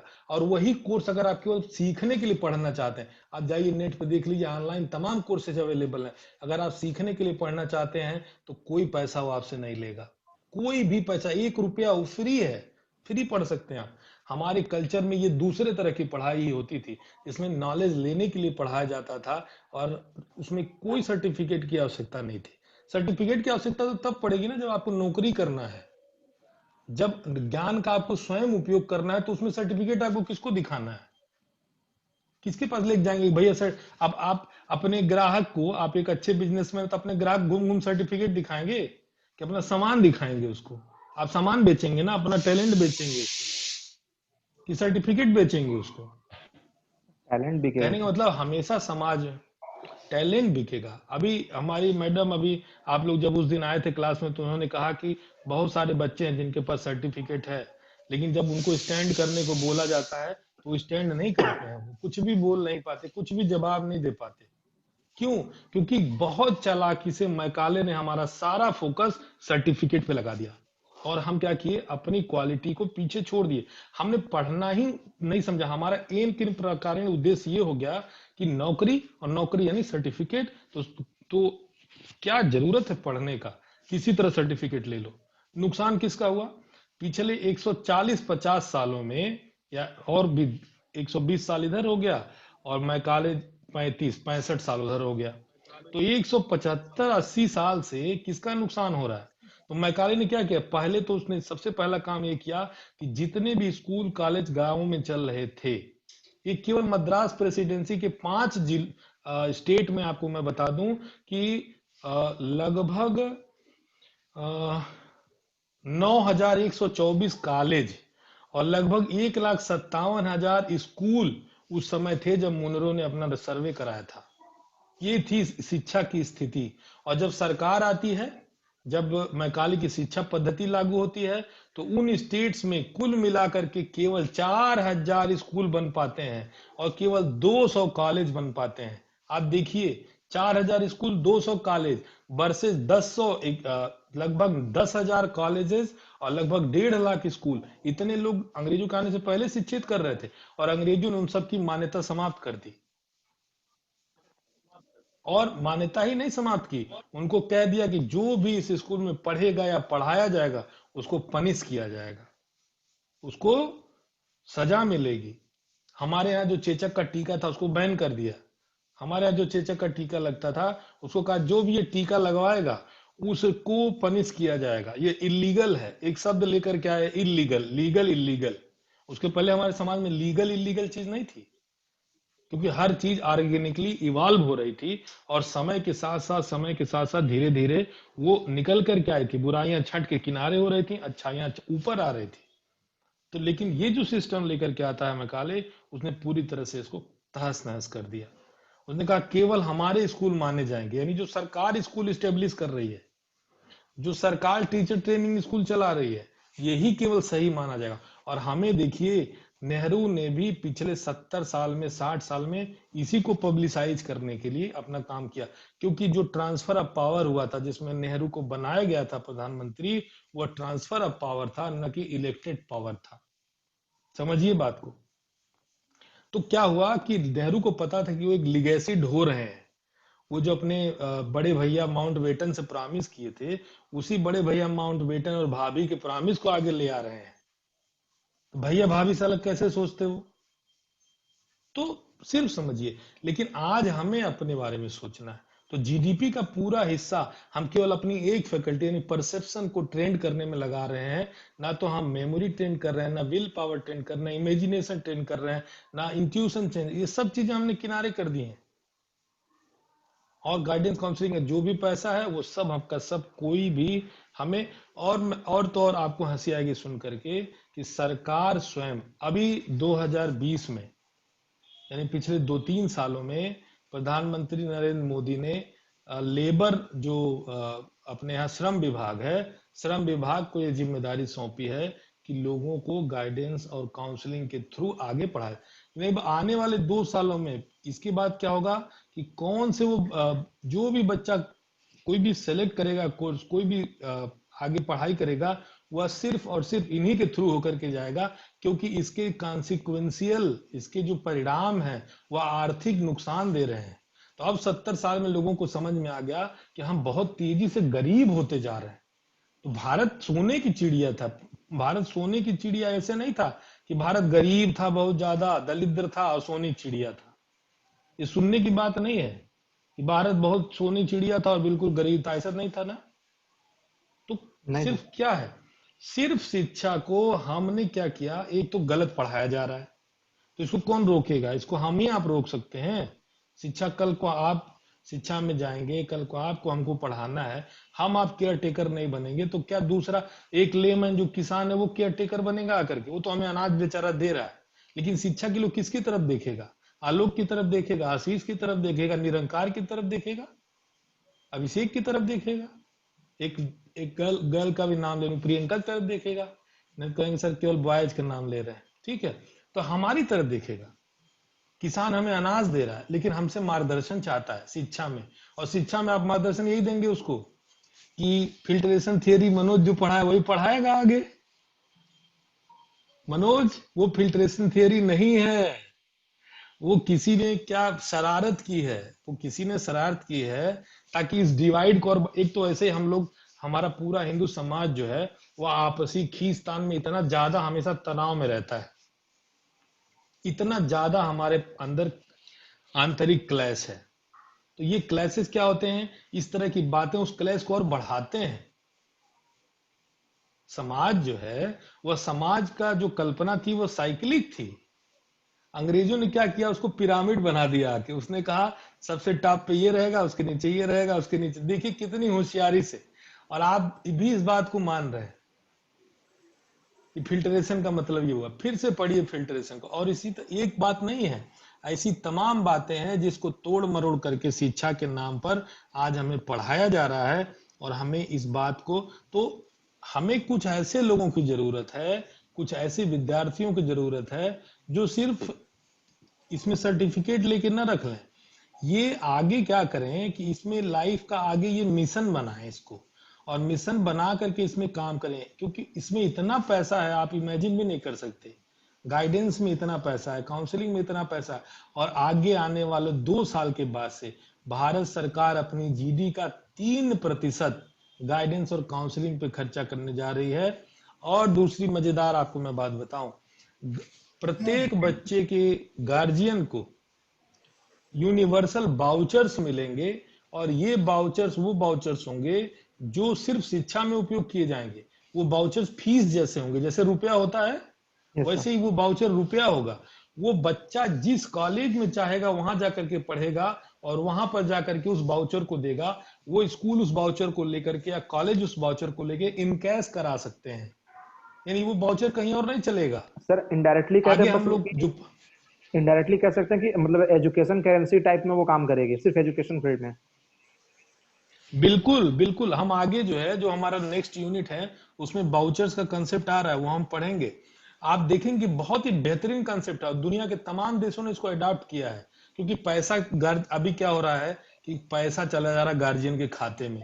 अब वो जहां गार्जियन दुष्ट टाइप का है, वो लेकर के उसका ताड़ी पी ले रहा है, होता है सर, ये भी सोसाइटी में गांजा होता पी है। ले रहा है, चरस पी ले रहा है, आप हम सब लोग जानते हैं, पी ले रहा है। अब वो पैसा उसको किस लिए मिला था? कॉपी किताब खरीदने के लिए, बच्चे का ड्रेस खरीदने। तो सरकार को समझ में ऐसे लगता है जैसे पागल लोग बैठे हैं पॉलिसी मेकिंग में, उनको दिमाग नहीं काम कर रहा है उनका। पहले पैसा दिए गार्जियन को, फिर उनको समझ में आया कि ओह पैसा तो गार्जियन ले ले रहा है, ताड़ी पी ले रहा है, शराब पी ले रहा है, अब पैसा मत दो, अब जूता दो। तो जूता दे रहे हैं उसको, किसी 2 जूता दे रहे हैं, किसी 4 जूता दे रहे हैं, मतलब जोड़ी में मैंने उसको पहनने के लिए स्वेटर दे रहे हैं और तमाम चीजें दे रहे हैं। सर तो अब हुआ कि कपड़ा दो, अब सबसे बड़ी प्रॉब्लम ये होती है ना सर कि हमारे शिक्षा में किसी की जिम्मेदारी तय नहीं हो पाती है। जैसे मनोज जी पढ़ रहे थे अभी बुक्स में, बहुत अच्छी बात, बिल्कुल बिल्कुल बिल्कुल। क्योंकि सर अब स्टूडेंट एक वही बुक पढ़ता है जो मार्केट में मिलती है, और मार्केट में कम से कम इस चीज पे देखा तो जाना चाहिए कि क्या चीजें लिखी हैं, सर स्टूडेंट तो वही पढ़ेगा। और इस चीज को लेकर हमेशा प्रॉब्लम मैं शुरू से आपसे बिल्कुल बिल्कुल बिल्कुल, मैं हमेशा आपसे चिल्ला चिल्ला के कहता हूं कि अच्छी बुक्स पढ़ो।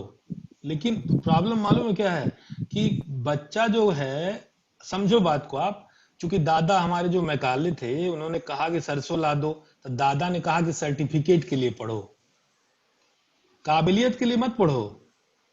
काबिल होने के लिए पढ़ोगे तो कामयाबी मिल जाएगी, तो सर्टिफिकेट के पीछे भागो, सर्टिफिकेट ले लो, खूब बढ़िया फोल्डर खरीद लो, उसमें लगा लो।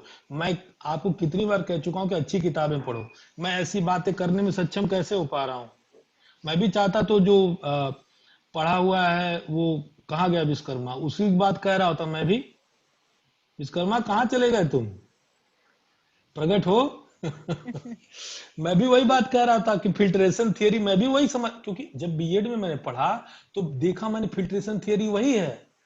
और हंसी की बात मैं बताऊं, मैं यही लिखा भी था और मुझे नंबर भी मिला था, ठीक है, उस पेपर में खूब बढ़िया, क्योंकि हमारे टीचर ने भी वही पढ़ा था। तो अब हुआ ये कि मैं तो अपना व्यक्तिगत रुचि से ना इसको, इसकी जब खोजबीन में लगा तो मुझे लगा कि शिक्षा में पढ़ने वाले या मैं आपसे क्यों कहता हूँ बार बार, आप एमएड में अगर आ गए हो, इन किन प्रकारेण भी आ गए हो, तो आप इसके में रिसर्च में जाने की कोशिश करना, भागना मत इसको छोड़ करके। इसलिए कहता हूँ क्योंकि बहुत कुछ ऐसा है ऊट पटांग जो हमें पढ़ाया गया है, और हमें नहीं, हमारे टीचर्स को पढ़ाया गया है, और टीचर भी वही बाबूलाल बलवंत की गाइड पढ़ करके वही खुश होकर के वही लिखे हैं, वही चेक किए हैं। वो भी वो जो महीने के लास्ट में टीचर भी आती तो है। सर सोसाइटी से निकल के वही एजुकेशन लेके आए हुए हैं, तो तो वही पढ़ के आए बताओ होंगे। तो बताओ आलोक, चेंज की शुरुआत कहाँ से होगी? चेंज की शुरुआत कौन करेगा? सर चेंज की शुरुआत तो सब वर्ग ही सर करेगा, हम ही लोग करेंगे, तो पहले अपने जिम्मेदारी अंदर लेनी चेंज पड़ेगी। लाएंगे तभी ना। बिल्कुल, पहले हम समझ जाएंगे। अगर देखो मैं समझ गया हूँ इसलिए मैं आपको बता पा रहा हूँ। देखिए सर, जैसे हम लोग बुक्स में काफी चीजें पढ़ते हैं, और अगर हमें कुछ लगता है कि हाँ इन चीजों के बारे में थोड़ी सी जानने की जरूरत है, तो रिसर्च तो करना पड़ेगा, अदरवाइज सिर्फ उसको पढ़ के एक्सेप्ट कर लेने से कोई काम नहीं होने वाला है। मैं वही कह रहा हूँ कि आखिर मैं बार बार आपसे जब कहता हूँ गुड बुक्स का, उसका मतलब क्या होता है? गुड बुक्स का मतलब ये होता है कि उनके सोर्सेज ऑथेंटिक होते हैं। लेकिन जब सर्टिफिकेट वाली पढ़ाई पढ़ रहे हैं हम, जब हमको किसी तरह सर्टिफिकेट चाहिए, तब तो हम वही पढ़ेंगे ना जो हमको एक महीने पहले छप के बाजार में आती है, एपीएच, जेपीएच और डीपीएच। या पहले हम लोग पढ़ते थे तो विकास आती थी और विनाश आती थी, पता नहीं क्या क्या नाम से। तो जब सर्टिफिकेट वाली पढ़ाई है, जब पूरा उद्देश्य हमारा क्लियर है कि हमको किसी तरह से सर्टिफिकेट ले लेना है, तो आज इसमें से मान लीजिए अभी हम लोग 10-15 लोग या जितने लोग भी जुड़े हुए हैं, ये जो लोग भी जुड़े हुए हैं, इसमें से कितने लोग इस बात को समझ रहे हैं? इससे सरल भाषा में कैसे समझाया जाए कि आपको आगे आने की जरूरत है, आप आगे अच्छे लीडर के रूप में आ सकते हैं एजुकेशन में। सभी विषयों में नहीं, सभी विषयों की जिम्मेदारी नहीं लेनी है।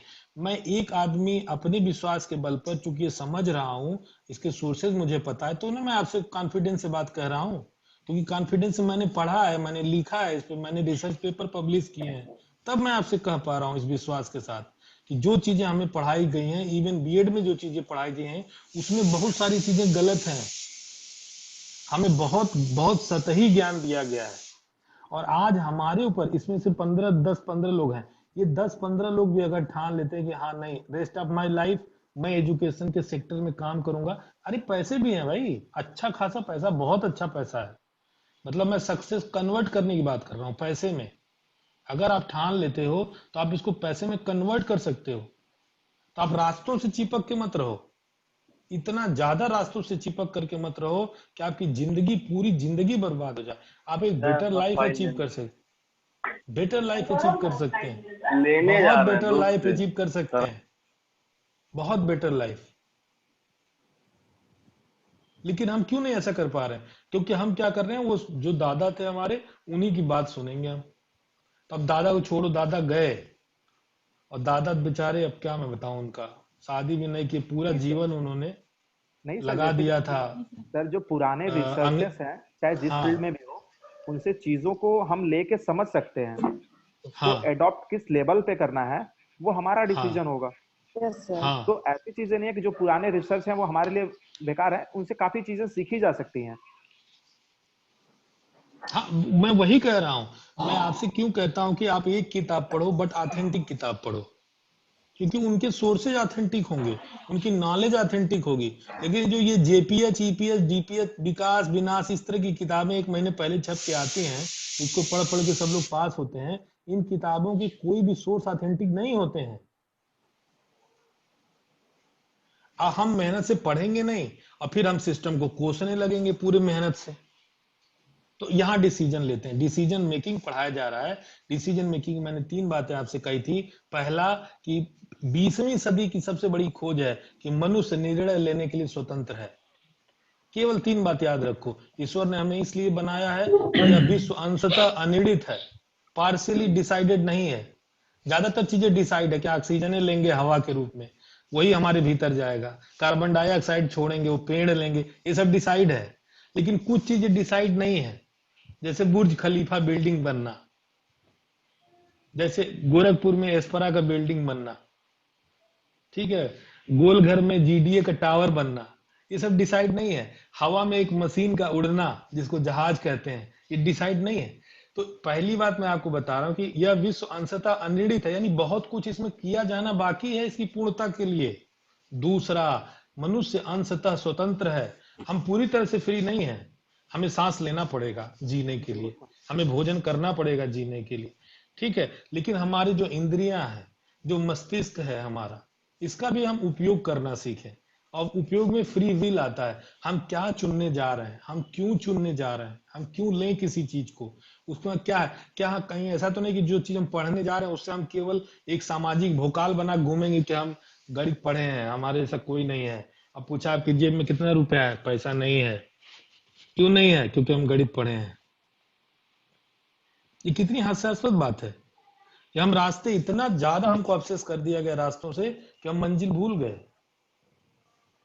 ठीक, तो कहने का मतलब यह है कि फ्री विल, तो मनुष्य या विश्व अंशतः अनिर्णित है, मनुष्य अंशतः स्वतंत्र है, और मनुष्य को ईश्वर ने बनाया क्यों? सिर्फ इसलिए कि वह विश्व की अपूर्णता में अपने प्रयास और मदद से इसको, ईश्वर को मदद करे इस विश्व को पूर्ण करने में। अगर ये तीन बात हम आप समझ लेते हैं तो हमको डिसीजन लेने में कोई आसान मतलब तकलीफ नहीं होगी, तब हम भगवान के भरोसे नहीं बैठे रह सकते। अरे उसी ईश्वर ने हमें दिया भैया, हाथ, आंख, नाक, कान, मस्तिष्क, हम क्यों उसकी बेइज्जती कर रहे हैं? लेकिन कहीं ना कहीं ये हमें नैरेटिव में ये पढ़ाया जा रहा है कि हम कठपुतली हैं, हम जड़ हैं। हमें इतना अंतर नहीं समझ में आ रहा, हम जड़ हैं कि चेतन हैं। मैंने शुरू में जब पूछा कितने लोग मानते हैं कि आप कठपुतली, सभी ने हाथ उठाया था। तो इस क्लास के बाद आपकी धारणा बदलनी चाहिए कि आप कठपुतली, हम कठपुतली नहीं है। हमें निर्णय लेने की स्वतंत्रता प्रकृति ने, उसी ईश्वर ने दी है। हम ईश्वर को मिस इंटरप्रेट कर रहे हैं, पता नहीं कब तक करेंगे मिस इंटरप्रेट, लेकिन अब बंद करना चाहिए, अब हमें चार्ज लेना चाहिए। और अब ये हमें भी काफी सोचने वाली बात है कि अगर इस उम्र और इस शिक्षा के लेवल तक अगर हम कठपुतली हैं तो जिंदगी में कौन क्या करेगा? आप खुद सोचिए। और इसमें बेइज्जती की बात नहीं है, ये पीछे का डाट कनेक्ट करिए। हमको कहीं ना कहीं से, हालांकि किसी क्लास में हमको ये बैठा के नहीं पढ़ाया गया, याद करिए, किसी क्लास में मैंने तो कोई ऐसा चैप्टर नहीं पढ़ा जिसमें हमको ये कहा गया कि तुम कठपुतली हो। प्रश्न नंबर 1, तुम लिखो कि तुम कठपुतली क्यों हो। प्रश्न नंबर 2, किसने किसने लिखा कि तुम कठपुतली हो। कहीं पढ़े हैं आप? नहीं तो सर, कहां से आ गया ये दिमाग में, ये कहां से आ गया? ये तो सर अब अपनी इसे बताइए कहां से आया? ये तो धारणा बनते गई ना, जब किसी भी स्टूडेंट की इच्छाओं को धीरे धीरे दबाते गया कि नहीं तुमको ये नहीं करना, इसी वे में करना है, तो वो एक कठपुतली समझ गया कि इनको इसी चीज को करना ही करना है। सर जैसे कोई बात कोई मैं कह वही रहा है कह रहा तो हूँ हमको अगर हमने कर लिया तो दूसरा यही समझता है वो हमको कह रहे हैं तो हम किए हैं, उनके अकॉर्डिंग हम चल रहे हैं, तो वही कठपुतली का एक हो गया, उदाहरण ले लिए लोग कि बात किसी की मानना तो या किसी कार्य को हाँ, करना। तो बात बात किसी की मानने में तो हम लोग को ये भी पढ़ाया गया कि कोई कहे कुएं में कूद जाओ तो कूद जाओगे, सुने हो कि नहीं? ये वही बिल्कुल बात सर। है सर, वही बात है, वो तो अपना बुद्धि विवेक से सुने काम हैं? करना पड़ेगा ना, जो कह रहा है तो जब कोई कहे, तो दोनों बातें तो पढ़ाई गई, तो हमको क्यों यही याद रह गया कि कठपुतली हैं? क्यों हमको ये याद नहीं रहा कि कुएं में कूदने कहा जाए? सर रॉन्ग चीजें हमने बहुत जल्दी केवल अचीव जो हो है, जाती है ना, राइट आदमी नहीं करता है। मैं वही कह रहा हूँ, केवल दो चीज में हमने जो है माना है कि हम कठपुतली नहीं है। एक, जनसंख्या बढ़ाने में, उसमें हम बिल्कुल नहीं मानते कि हम कठपुतली हैं। उसमें हम कठपुतली पैदा करते रहते हैं लाइन से, और मुझे लगता है कि आने वाले 20 सालों में हम दुनिया की सबसे नंबर 1 कठपुतली पैदा करने वाले देश होंगे। सही बात है। मतलब हम 14 कठपुतली हैं। कितनी कितनी बड़ी विडंबना है कि एक तो हम कठपुतली हैं और फिर हम ढेर सारी कठपुतलियां पैदा करते जा रहे हैं। दूसरी विडंबना, दूसरी विडंबना, जिसने मुंह चीरा है वही आहार देगा। यानी कठपुतली हम पैदा कर रहे हैं, लेकिन मुंह कौन चीर रहा है और आहार कौन दे रहा है? भगवान। मतलब ये कितना पैराडॉक्सिकल है, कितना विरोधाभासी चीजें हैं। भले ही आपको, हमको हंसी आए इस बात को, लेकिन बहुत गंभीरता से विचार, और इसका विचार कौन करेगा? सभी शिक्षाविद, आप और हम सब शिक्षा के क्षेत्र के, शिक्षा के विद्यार्थी हैं। और कल को जो मुंह चीरा आहार देगा, जब आहार पा जाएगा वो, यानी भोजन पा जाएगा, तो पहली चीज उसको जो आवश्यकता होगी वो शिक्षा की होगी, तो भागेगा स्कूल की तरफ। तो जो हम ढेर सारी कठपुतलियां पैदा कर रहे हैं, वो सभी कठपुतलियां जब स्कूल में आएंगी तो क्या होगा? तो फिर हम उनको यही पढ़ाएंगे बैठा करके कि जो मुंह चीरा है वो आहार देगा। तो बेटा सर्टिफिकेट लो और निकल लो, और हम भी नहीं एकदम सर, तो कठपुतली जैसे पढ़ाएंगे। सर हमारे देश में जो सबसे बड़ी एक समस्या आती है हर क्षेत्र में, कि हमको क्वालिटी से मतलब नहीं होता, हमको क्वांटिटी चाहिए सारे लोग हर चीज आउटपुट में। देखते कि हैं कौन, हम कह रहे हैं आलोक, इस पे कौन रुक करके ठहर करके कौन शुरू करेगा सोचना? सर जो ज्ञान शिक्षाविद, के सर होगा, शिक्षाविद, एजुकेशन, जो ज्ञान लिया है, एजुकेशनिस्ट सिर्फ और सिर्फ किसी भी राष्ट्र की निर्माण की शक्ति क्यों कहा जाता है कि उसके शिक्षकों के हाथ में होती है? जब हमारी क्लास में बैठा हुआ एमएड का हर विद्यार्थी कह रहा है सर मैं कठपुतली, मैं कठपुतली, मैं कठपुतली, सिर्फ एक हम चीज नहीं में मैं बोले। कठपुतली, नहीं तुमको नहीं सर कह हम रहे नहीं हैं बोले। प्रियंका कि मैं कठपुतली सिर्फ सर एक चीज में नहीं, बच्चा पैदा करने में, दूसरा जो मुंह चीरा आहार देने में, उस दो चीज में मैं कठपुतली नहीं हूँ, बाकी सब में मैं कठपुतली हूँ। तो ये पाठ कहाँ से पढ़ लिए आप? एक एक परिवार में मैंने अपने एक परिचित हैं वो कर्मचारी, उनसे मैंने पूछा तुम्हारे कितने बच्चे हैं, तो उसने कहा सर बहुत सारे हैं, गिने नहीं है। मुझे लगा मजाक कर रहा होगा, हंसी, सच बता रहा हूँ, लिटरली मैं बता रहा हूँ, मुझे लगा कि वो हंसी कर रहा है, मेरे इस प्रश्न से खफा है कि मैंने ऐसा प्रश्न क्यों पूछा उससे। लेकिन मुझे अवसर मिला उसके घर जाने का, और जब मैं उसके घर गया तो मैं भी नहीं गिन पाया कि कितने बच्चे हैं। वो एक शादी का फंक्शन था, सारे जुटे थे, और पता चला केवल, छोटा फंक्शन था, कि केवल उसके घर के बच्चे हैं, उसके अपने 17 बच्चे हैं, मतलब अपने 17 लड़का लड़की मिला के, और 17 लड़का लड़की की शादी जब हुई तो 34 हो गए, और उन 34 ने कितनी कठपुतलियों को जन्म दिया आपको मालूम है? हर सबके 7 से लेके 11 तक के बच्चे हैं। तो आप खुद ही सोचिए, पूरा का पूरा हिंदुस्तान मुझे वहां नजर आया, कठपुतली हिंदुस्तान। तो सर कहीं ना कहीं इसका भी और जिम्मेदार तो शिक्षा ही है। मैं तो वही कह रहा हूं, उसको ये शिक्षा किसने दे दी कि 2 से 17, 17 से 170, ये शिक्षा उसको किसने दी? हमने पूछा तुम कहाँ पढ़ने गए? नहीं, हमने पूछा तुम कहाँ पढ़ने गए थे, तो उसने कहा था पढ़ ले नाय बाटी को, अच्छा कहीं पढ़े उड़े नाय गए। बड़ी कमी यही है कि पढ़ा नहीं था, तो पढ़ा नहीं था, एजुकेटेड। अच्छा उसी में अब हमको 2-3 पढ़े लिखे लोग मिले, उनका भी योगदान कम नहीं था कठपुतलियों में, हाँ उतना नहीं था, लेकिन उनका भी योगदान कम नहीं था। सर तो पढ़ने तो का ये स्तर भी होता है ना, ये वही मैं कह रहा हूं कि जो ज्यादा पढ़ ले रहा है वो 2-3 तक सिमट के रह जा रहा है, और जो कम पढ़ लिख ले रहा है वो 17, 18, 20, 22, 50 तक सिमट के रह जा रहा है। कहने का मतलब क्या है कि कौन रुक के सोचेगा? सिर्फ और सिर्फ शिक्षक, teacher trainers, teaching policy makers, और जिनके हाथों में शिक्षा की बागडोर है, क्योंकि उन्हीं को सिखाना है। तो पुरानी चीजें अब बंद की जानी चाहिए, पुरानी जो शिक्षा हो रहा है, चल रहा है, वो बंद किया जाना चाहिए। और अगर हमने इंप्रेशन ऑफ इंक्रीज जिसको बोलते हैं कि विकास का पाठ हमने पढ़ा है, तो विकास का पाठ केवल जनसंख्या विकास तक सीमित नहीं रहना चाहिए कि हम केवल पाठ नंबर 1 पढ़ेंगे जनसंख्या विकास, पाठ नंबर 2 आर्थिक विकास नहीं पढ़ेंगे, पाठ नंबर 3 सामाजिक विकास नहीं पढ़ेंगे, पाठ नंबर 4 सफाई का विकास नहीं पढ़ेंगे, हमने केवल पाठ नंबर 1 पढ़ा है। ऐसा क्यों? तो यहां से शुरू होती है हमारे डिसीजन मेकिंग की चीज। और 5 मिनट का समय और है, और इसके बाद हम लोग इसको बंद करेंगे, कंक्लूड करेंगे क्लास को, ठीक है? और मेरे यहाँ भी लग रहा है भोजन तैयार हो गया है। हाँ सर आप संडे को भी क्लास मुझे ले भी ले अब रहे लग रहा हैं, है कि जाहिर सी बात है। मुझे आप लोग क्षमा करें, मैं संडे को क्लास लेने के पीछे सिर्फ इतना उद्देश्य था, मैं इसके लिए परिवार के कोप का भाजन भी हूँ कि आज क्लास क्यों लिया जा रहा है, लेकिन मैंने ये कहा कि चूंकि रावण को कोरोना हो गया है और कोई जाएगा नहीं वहां रावण वध में, तो आज सब लोग छुट्टी मना रहे होंगे घर पे बैठ के, तो आज पढ़ लेते हैं हम लोग, क्योंकि ये कोई ऐसी पढ़ाई नहीं है कि हम बैठ करके और क्लासरूम में जो है हम वो पढ़ाई कर पाए, ठीक है? बैठ जाए क्लास में। और सर आज क्लास लिया, अच्छा किया सर आज की क्लास बहुत अच्छी थी। हाँ, मैं इसीलिए लिया, मेरा उद्देश्य सिर्फ इतना था कि चलो आओ शिक्षा में कितने सीरियस स्टूडेंट हैं उनको खोजा जाए। तो आज का मेरा उद्देश्य सिर्फ इतना था कि उन गंभीर विद्यार्थियों को ढूंढना जिनके अंदर वाकई कुछ सुधार करने की का जज्बा है। बाकी तो मतलब 44 में मुझे पता है कि 10-15 ही हैं जिनके अंदर जो बाई चॉइस इसमें आए हैं। बाकी लोग तो फॉर्म भर दिए, एडमिशन हो गया, तो गार्जियन की कृपा से पैसा मिल गया तो जमा भी हो गया और सर्टिफिकेट भी मिल जाएगा, कोई रोक नहीं सकता। कोरोना आकर के अपना आशीर्वाद दिया है। लेकिन आज मुझे पता चला कि हाँ, इस क्लास में बैठे हुए जितने लोग भी हैं, जितने वो वाकई कुछ करना चाहते हैं। हाँ, कुछ लोग हैं जो वोकल हो पाए हैं, बोल पाए हैं।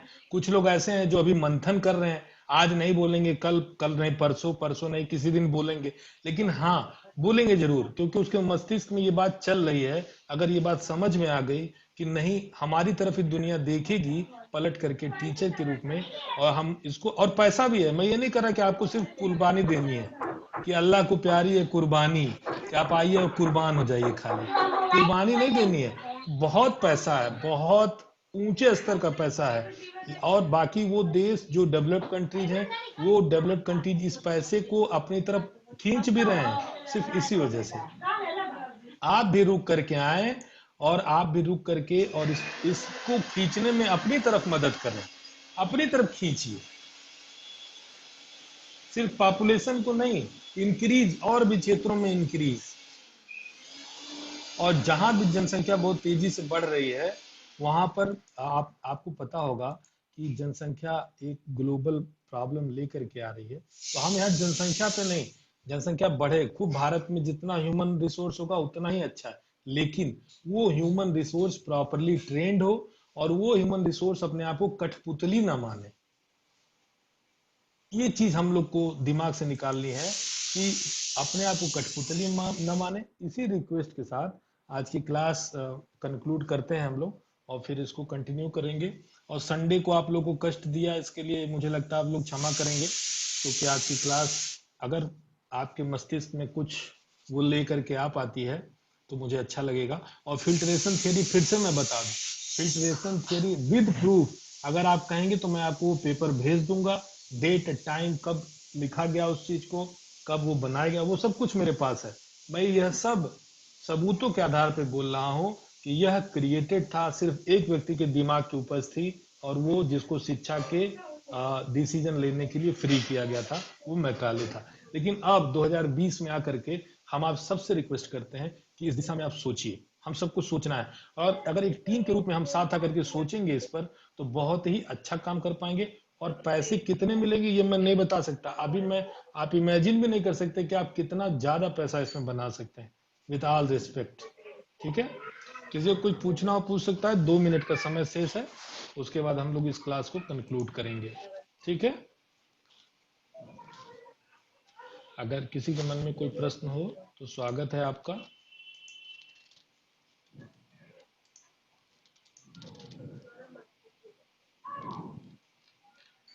और अब मुझे लगता है जूम की क्लासेस में अब लोग कंफर्टेबल होने लगे हैं धीरे धीरे, और अब कोई दिक्कत वैसे नहीं रह गई है। और संडे है आज, तो मुझे लगता है जूम पर लोड कम है, इसलिए मेरी आवाज शायद आप लोग को स्पष्ट सुनाई दे रही है। ठीक है, तो आलोक, आपका बैंडविड्थ लो नहीं है, आप घबराइएगा नहीं, आप बिल्कुल प्रकट हो सकते हैं, क्योंकि जूम की मीटिंग मैं अरेंज कर रहा हूं, तो बैंडविड्थ मेरा जा रहा है। ठीक है, आप कनेक्ट हो सकते हो किसी भी 3G 4G मोबाइल से। हाँ आलोक, बताओ।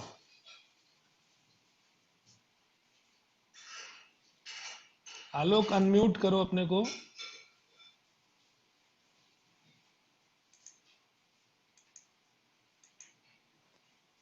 हाँ बोलिए।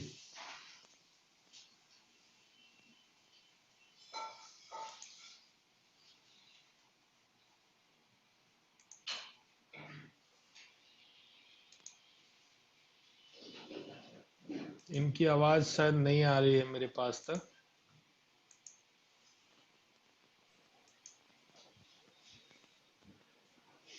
आवाज आ नहीं रही सर। हाँ, बाकी सर। सबकी आ रही है, आलोक की नहीं आ रही है। सर हाँ मनोज। सर हमने निषेधन सिद्धांत और रमन बिहारी के बुक में पढ़ा है सर। हाँ हाँ रमन बिहारी की बुक में पढ़े हैं, पेज हाँ नंबर हाँ 103 पर है। हाँ, उसका स्क्रीनशॉट डाल दीजिए, और मैंने जो रिसर्च किया उसका स्क्रीनशॉट मैं भी डाल देता हूं, ठीक है, कि फिल्ट्रेशन थ्योरी कहाँ है, कहाँ से आई है और मैकाले ने कैसे लिखा है। और रमन बिहारी लाल ने जो बिब्लियोग्राफी यूज की होगी, कोई सोर्स यूज किया होगा ना जहां से उन्होंने इसको लिया होगा, उस सोर्स को भी आप जी डालिएगा, उस सोर्स को भी आप डालिएगा, क्योंकि रमन बिहारी लाल और मैकाले, तो जो मैकाले लिखेंगे उसको सही माना जाएगा, रमन बिहारी क्या लिखते हैं उसको सही नहीं माना जाएगा। सहमत है आप लोग? Yes sir. तो मैं भी उस चीज को डाल देता हूं और आप भी अपना वो चीज, ठीक है। और इसीलिए मैं बार बार आपसे कहता हूं कि हमेशा सेकेंडरी सोर्सेज से स्टडी करने से परहेज करिए, क्योंकि आप एमएड की क्लास है, बीएड में तो चल गया, आपने लिख लिया, आप पास हो गए, सर्टिफिकेट भी मिल गया, एमएड में आप रिसर्च के लिए आ रहे हो, इसलिए मेरा रिक्वेस्ट होता है कि आप इस चीज को समझोगे, ऑथेंटिक सोर्सेज को ढूंढना शुरू करोगे, ठीक है। तो आप क्लास में आज आप लोग आए, उसके लिए बहुत धन्यवाद आप लोगों को, और फिर हम लोग इसको आगे कल कंटिन्यू करेंगे। Thank you.